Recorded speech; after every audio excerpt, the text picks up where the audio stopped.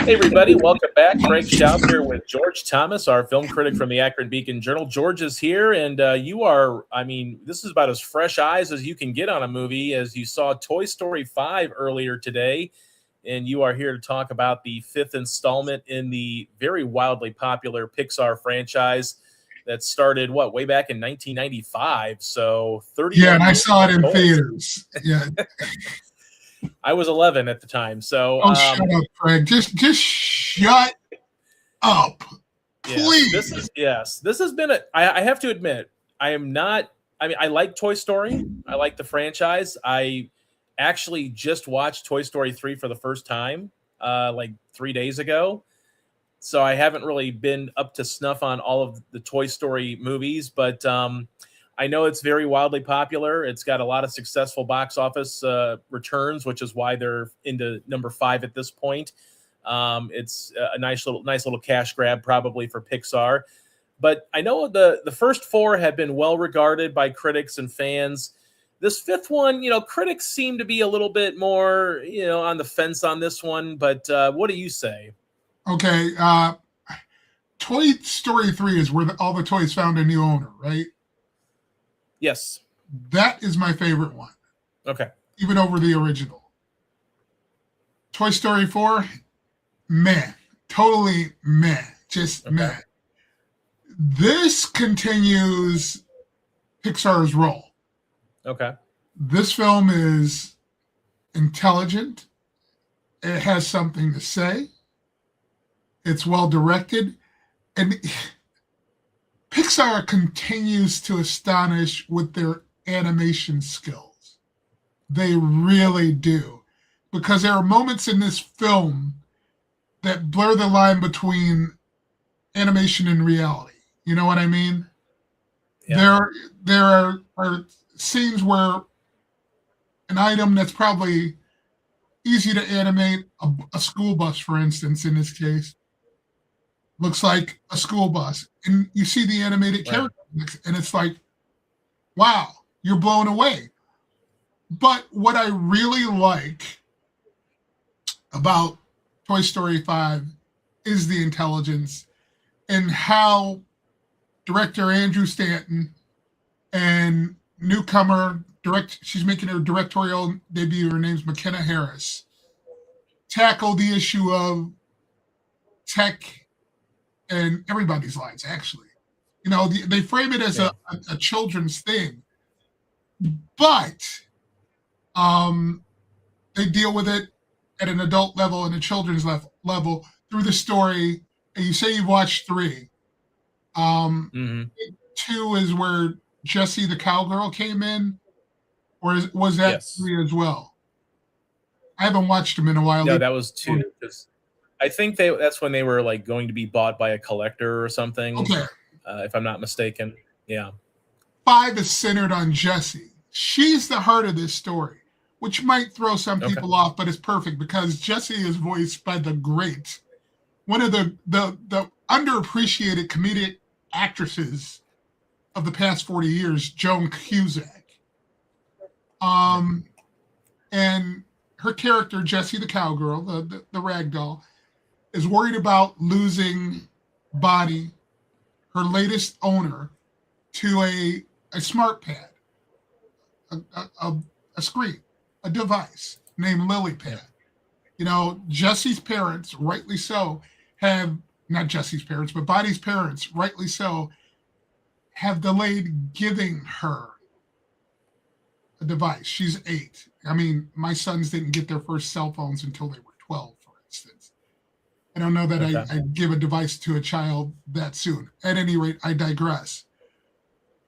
They give her one because she has problems making friends. She's shy. She's 8 years old. Yeah. Doesn't know how to interact, no social skills, but it's the shyness that's getting her. Her parents' remedy to this is to let her have this LilyPad, who obviously becomes a character in the movie. And of course, she embraces it. She's a kid. Kids she knows have these things. They're online, yada, yada, yada. And immediately, because um, she's online now and her friends are online. She starts getting in with the quote unquote cool kids, with the kids in her dance club, for instance. Yeah. Doesn't take long for her to get invited to social gatherings, et cetera, et cetera. And, Bonnie is one of these kids that still has, heaven forbid, an active imagination. She can take these toys Yeah. that she's had for years and still play with them and come up with these engaging scenarios that in the film are just wonderful inventions of the imagination. Yeah. And, during a sleepover, she makes a mistake of bringing Jesse and Jesse's horse, Bullseye, to the sleepover. Now, how do you think that is going to sit with 3 other kids at this sleepover, and all of them have their pads on their laps? Yeah. It's met with disdain and mockery. You brought toys. She's 8, of course. Why not bring toys? Yeah. Pretty soon, she decides she wasn't gonna bring them to the party after being mocked. They go back in her father's car. After that, Jesse, through convoluted means, gets lost. And it's up to Buzz Lightyear and Woody, who, although he departed it from his friend group in Toy Story 4, is back to help Jesse, help Bonnie, and ultimately ends up helping Buzz get Jesse back, and they all end up helping Bonnie. And it's well done. It's well written. The humor is there. But I like the message more than anything else. Yeah. Because it's easy to say the devices are zombifying children, for instance. But Stanton and Harris, in their script, make sure to distinguish the fact that it's not just children. It's adults as well. I mean, in some of the scenes, they're I don't know whether to call it their camera's eye or what animation, but they pan through Bonnie's neighborhood, and you see the glow of all the screens, adults, children, blah blah blah, simultaneously. No interpersonal interaction. I mean, in all sincerity, I fight this battle with my wife over her screen.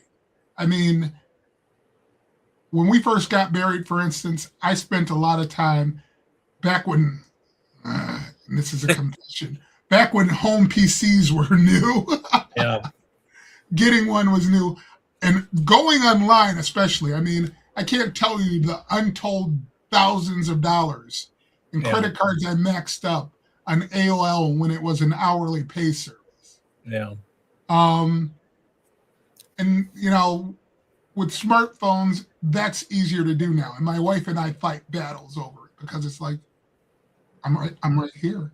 Yeah. I mean, I view these things as tools now, not part of my life. Obviously, they're part of my everyday life because they're tools for what I need to do. And cell phones, for instance, have replaced home phones. Right. And all of this, but they tackle that subject with nice dexterity, while not losing the essence of the characters, defining or rediscovering the heart of the characters, and bringing all that together in a cohesive, enjoyable film that obviously is suitable for the entire family. Yeah. It gives the Toy Story franchise its luster back, as far as I'm concerned. And it continues that role that Pixar has been on with Hoppers, LEL, Inside Out too. I mean, it's safe to say they're officially, and we did this with Hoppers. I said it. They're really back now. Oh my goodness. Yeah. And I wasn't looking forward to this entry into the series because, like I said, I was meh on Toy Story 4.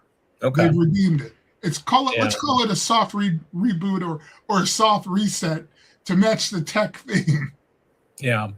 Well, it's interesting that when this the initial teaser trailers came out, and I thought, oh, they're going to introduce, technology, sort of rivaling toys. And I kind of felt like, yeah, but it's 2026 though. Doesn't that seem a little outdated? Like we've been ingrained in technology now for so many years that it kind of felt like the story should have been done like 5-10 years ago, maybe, or something. And they deal with that because in the process of this broad adventure, they deal with past tech being discarded and rediscovered. Mm-hmm. So that's dealt with. And you're absolutely right. It's just, I think what makes it more palpable as a subject now is because it's so ingrained. Right.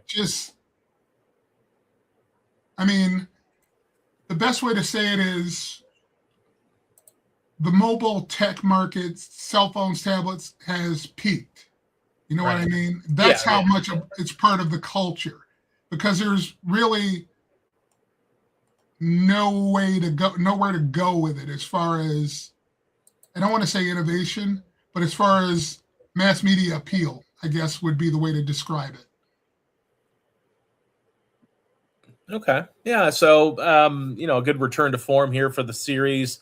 I didn't really love Toy Story 3 as much as everybody else did. I don't know why. I just kind of like, wow. I don't know. It just seemed like it was well crafted, well animated, as you would expect. I mean, there was a nice little emotional send off at the end, but then as I was watching it, I just kind of felt like, okay, yeah. I mean, I don't know that. And maybe just because I'm not a big Toy Story fan to begin with. I mean, I don't know that I would even put the original or any of them in my top 10 of Pixar fare at this point. But no, I mean, Toy Story 3 seemed like a nice ending for it, and I appreciated it. But at the end of the day, I kind of felt like it was not maybe a retread of the first two, but just kind of like, okay, well, it's like a rescue mission in toys. It was fine and well crafted and well acted, but I don't know, maybe it just kind of felt like it was missing something for me on the emotional side for some reason. Fair enough, because you and I both know this is subjective. That's the one that made me cry. Okay, yeah, I can see why. I mean, I can see, like, if you're, and even just a slight investment into the franchise, you're probably gonna weep a little bit at the ending, because it was a really kind of perfect ending for that. If it would have stopped at 3, it seemed like a very good, perfect send-off to have Woody kind of waving goodbye. But then I thought, wouldn't it make more sense to have the toys like stay in the family? Like, he loved these toys so much. Yeah, he wants to give them to a child, and obviously he's just going off to college, so he's not thinking about having kids at the time. But kind of made more sense for Andy to keep them in the attic and then let somebody else discover them. Or maybe Toy Story 4 is his kids playing with the toys, like his kids being, bequeathed those toys or something to kind of keep them in the family. Because he literally was a 17-year-old boy that was going to take Woody to college with him. I mean, come on. Like, and then you're just going to give him away. You know what that reminds me of? I don't know were you a fan of Calvin and Hobbes? No. Ooh. I didn't get it. I didn't really get into it. So I don't know what to do with you.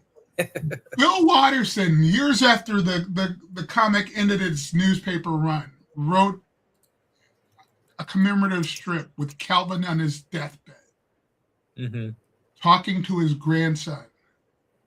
And he passes on Hobbes.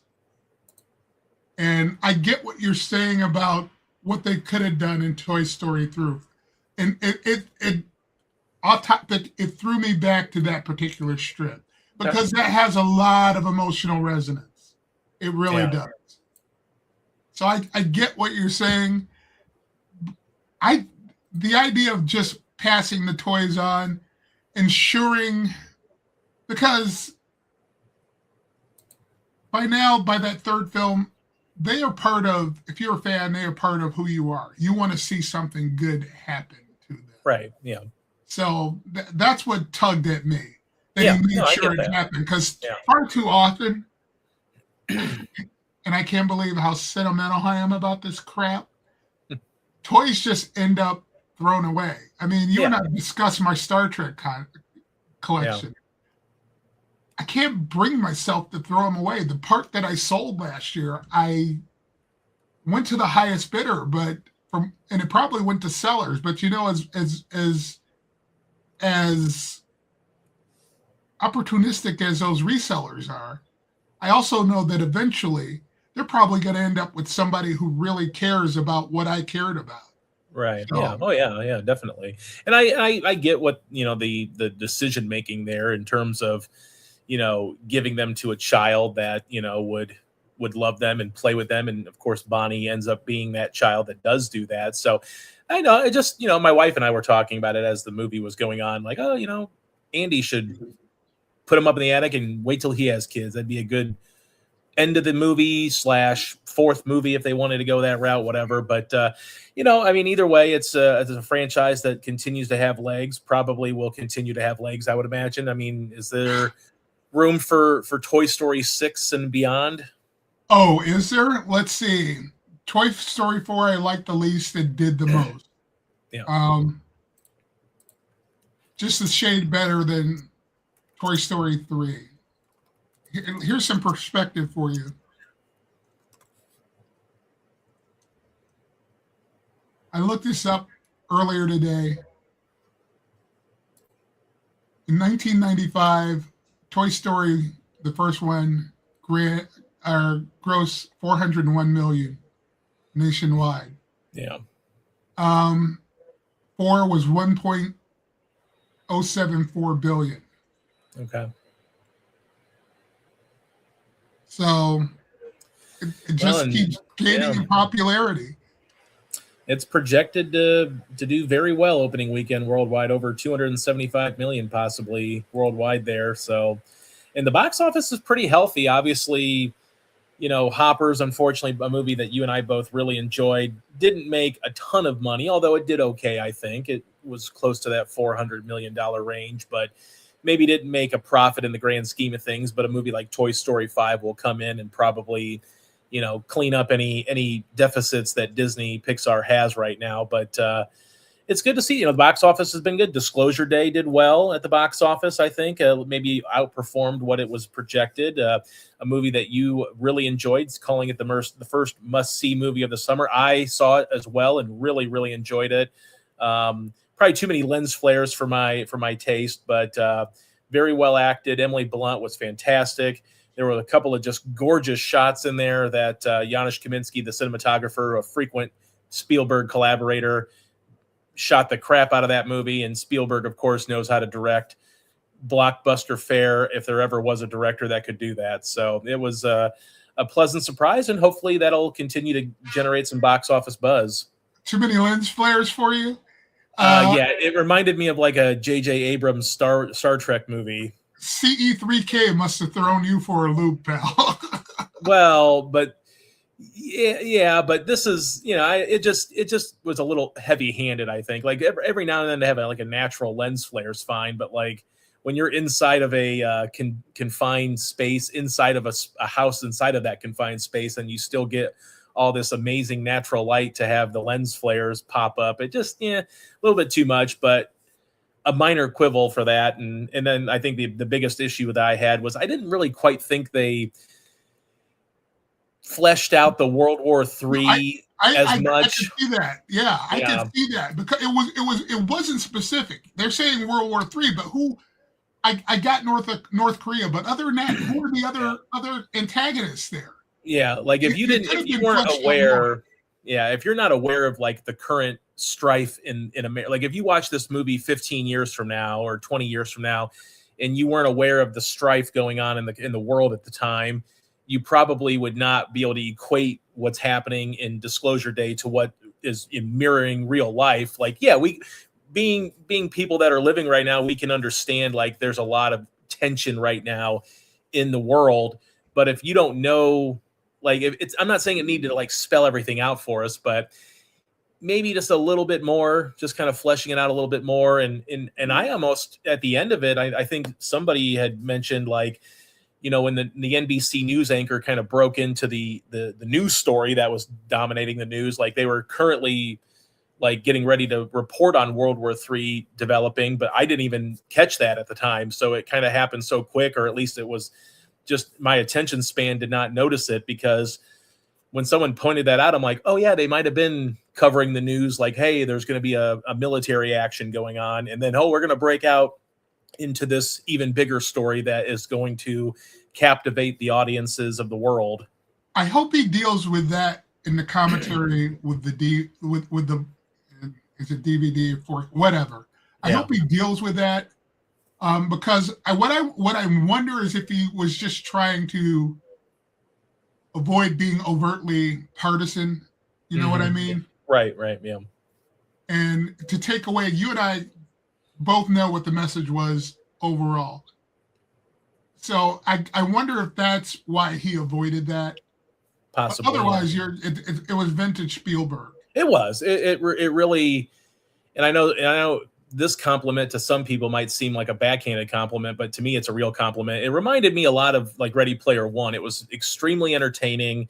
It was a nice little sci-fi genre thriller, but it also incorporated some of the best of Spielberg, where he's really been able to ask deeper meaning questions and being more thought-provoking in Minority Report and Munich and other movies, Schindler's List, of course, movies where he's really tried to put pressure on people to kind of answer for their issues, or, bring up these moral dilemmas. And I think, some people might have thought and I guess we can kind of spoil it. It's about aliens. I mean, I don't think it's, they've shown it, they've talked about it. It's not a big secret.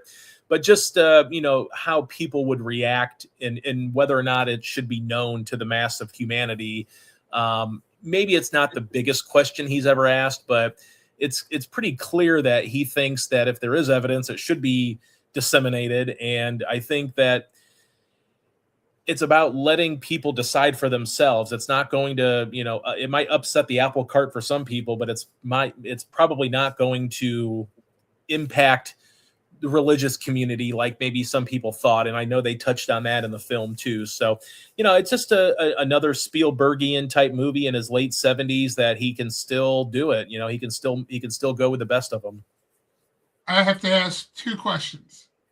I know your wife is very, very much into her faith. Yeah. Did she see it with you? She did. Yes. How did that aspect of the film land with her? I'm seriously curious. She wasn't like put off by like the fact that there'd be aliens and that would like disturb, someone's belief system. It was more about how they, I guess, kind of portrayed it in a way. Like, I don't remember the line that she said, but when Emily Blunt like came to her childhood home recreation and like someone like, made the sign of the cross to her and like almost seemed like they were like honoring her. And I think she said something like, I'm not your religion, or I'm not, something to that effect. And she was kind of off put, like they were trying to make her like godlike, like Emily Blunt's character, like a deity in that sense. I don't know if I interpreted it that way because I couldn't really hear what she said. You remember it correctly, but that landed with me specifically because I think that there are people who would take such information explored like that in this film and go that route with it. Right. And it's a deep question, but I think he handled it the right way because just to know that there are beings on other planets doesn't mean they are superior to us. Right. It just means superior to us in a spiritual kind of way. The fact that they're here means they're superior with respect to technology. Yeah. But that's basically it. I mean, who's to say their system of ethics and morality are not skewed based on our belief system? So I think it was his way of saying, no. Deep down inside, chances are we're more alike than different, which is the movie's overarching theme. Yeah. So, and then, I mean, they projected that if you look at the the vast majority of aliens that were presented on screen, they were being pulled from wreckage dead. They were being taken hostage and, tortured, obviously. But then the very last alien we meet is like the Papa Smurf alien, I guess you would say, that looks like he's like, the age of Yoda and on his deathbed almost. So it wasn't like they presented the aliens in some superior fashion in a lot of ways. Maybe more the superiority was their empathy and compassion that they would have for reaching out to us in the first place. Absolutely. And again, another theme that we could all. Yep. Yeah. We're all in need of a lot of empathy. It really was, it's like, I think was the line was like, empathy is your superpower, or what, it's something to that effect. And, it seems so simple, but it resonates so deeply, especially in the world that we live in. So, it's the kind of movie that I think will have staying power, because it's a message that might be simple in some ways, but we could use a little bit of simplicity every now and then, and especially in the world we live in now. So I think it was a wonderful movie. I gave it 3.5 stars. I really enjoyed it. And, I'm glad that you get something original during the summer, and, Spielberg, of course, with, the name recognition. So it's definitely a must see if anybody's out there looking for something to watch that maybe doesn't want to go to a Toy Story 5 this weekend. I don't know if you could call it original when it's a bookend movie. It's a complimentary movie to CE3K. So, Yeah, but it's been a while since we've seen something like non-IP. Like, yes, you're totally right. It's a companion piece to some of Spielberg's previous work, but it works as like sort of it's more of a genre movie. It's kind of that those thriller elements, chase scenes that are well done. With the train scene was fantastic. The car chase scenes. So it blends in with that summer blockbuster feel, like a Minority Report. But then it also, ties in some of those, deeper themes that Spielberg has really explored over the last, probably 25, 30, 40 years of his career. No argument there.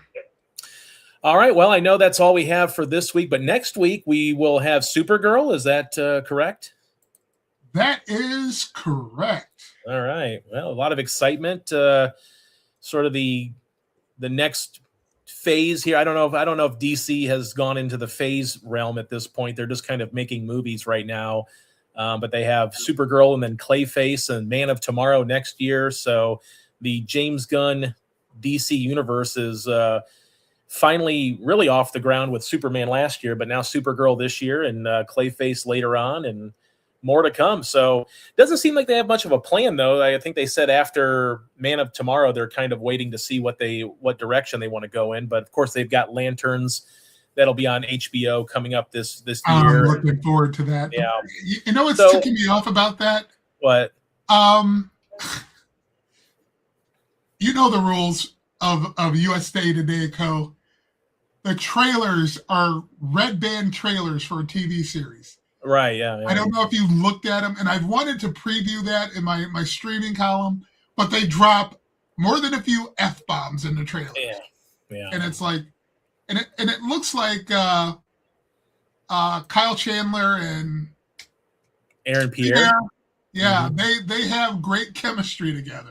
It looks that way. I'd really love to drop that trailer, but I can't. Yeah. And I'm really excited about Nathan Fillion coming back as Guy Gardner. He was, Superman, at first I was like, oh, I liked it. But then the more I think about it, the more I watch some bits and pieces, I'm just like, yeah, this was way better than I out of the theater initially thought, because, you had Mr. Terrific was awesome. You had Guy Gardner's, character, with Nathan Fillion playing that role just perfectly. So it was a really nice reboot of the Superman franchise, and really made you excited for some of these offshoot characters that you could maybe see and have at the screen for years to come in the DC universe.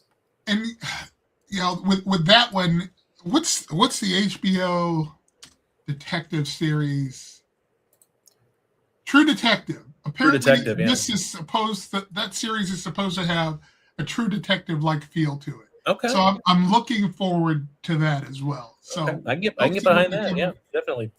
All right, my friend. Well, as always, we appreciate your time. Hope you can catch up on some great streaming, and of course, see Supergirl next week. And we will talk to you soon. All right, House of the Dragon.